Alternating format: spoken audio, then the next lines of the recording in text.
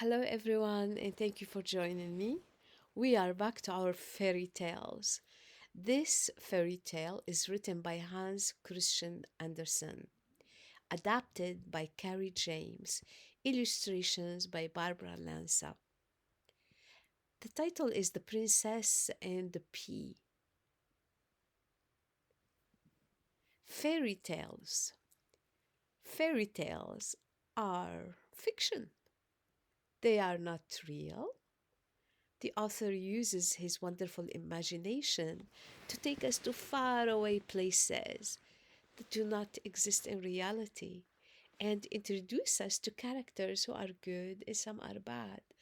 We will always have elements of magic, maybe a fairy godmother, maybe fairies, maybe some elves, who knows?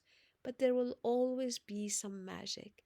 There is always a problem in the story that gets resolved at the end. And most times, our stories, our fairy tales, will begin with something like once upon a time, and they end with, and they lived happily ever after. And yes, most times it has princes and princesses and queens. It has a prince who becomes an animal and he needs to be loved so he can turn back into a human being. So, stuff like that. Ready? Here we go. The Princess and the Pea. Once there was a prince who wanted to marry a princess. Only a real one would do. So the young prince, fastidious, traveled the world and knocked on many castle doors to find his princess. But everywhere he went, things went wrong. There were lots of princesses to be found, but there was something not quite right about them all. They either talked too much or not at all. They were either too old for him or too young. They were either spoiled rotten or they owned too many noisy little dogs.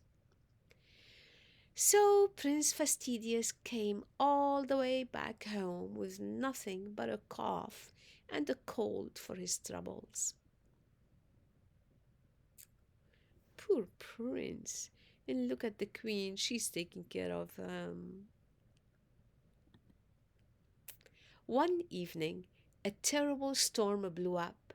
There was much thunder, lots of lightning, and even more rain. It really was frightful.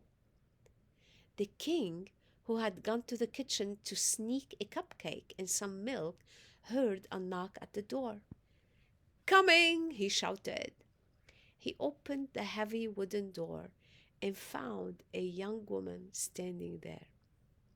Hmm, I would imagine if I were a king, I wouldn't be opening my own door, now would I? What do you think? Would you open your own door? Hmm, what a sight the young woman was. Water streamed from her hair down through her gown. Ah, water streamed from her hair down through her gown, into her shoes, and out at her heels. Yet she curtsied gracefully and said, "Your Majesty, I am Princess Rose of Royalton. May I come in?" "Why, yes, of course," replied the king.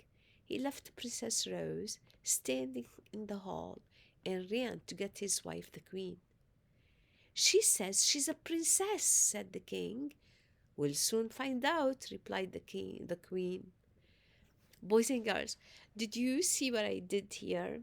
In the first line, I read, "What a sight the young woman was. Water streamed from her and I stopped, right? Now, I should have continued because if I stop here, it would change the whole meaning of the sentence. That's why I reread it. Water streamed from her hair down through her gown into her shoes. Okay, let's continue.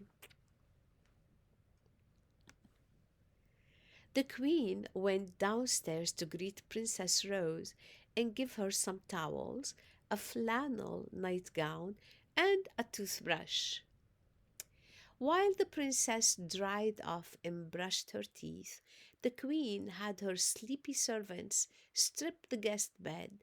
Then she placed a little green pea on the bed frame. Next, the queen took 20 mattresses and piled them on top of the pea. After that, she took 20 goose feathers quilts and piled them on top of the mattress. Up you go, my dear, said the queen. Good night. Whoa, look, the princess has to climb all the way up. I wonder what the queen is thinking. She's plotting something, isn't she? The next morning, the queen asked Princess Rose, Did you sleep well? Oh, said the princess, not at all. Heaven knows what's in that bed. I lay on something so hard that I'm black and blue all over. It was awful. Prince Fastidious dropped his toast for joy, and his parents smiled. They could see that Princess Rose was a real princess, for only a real princess was delicate to feel one pea all the way through 20 mattresses and 20 goose feather quilts. Now that is funny. Would you like an English muffin? Said Prince Fastidious to Prince Rose. Why, yes, that would be lovely, she replied shyly. Lovely indeed, agreed Prince Fastidious. The young couple fell in love by dinner time, where the first course was split pea soup. It wasn't long before Prince Fastidious married his princess.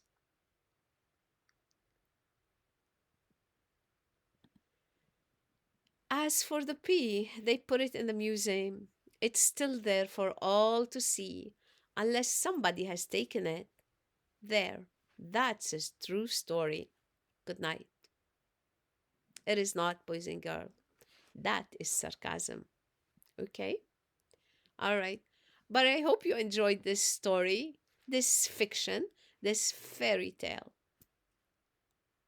Thanks for joining me. Bye.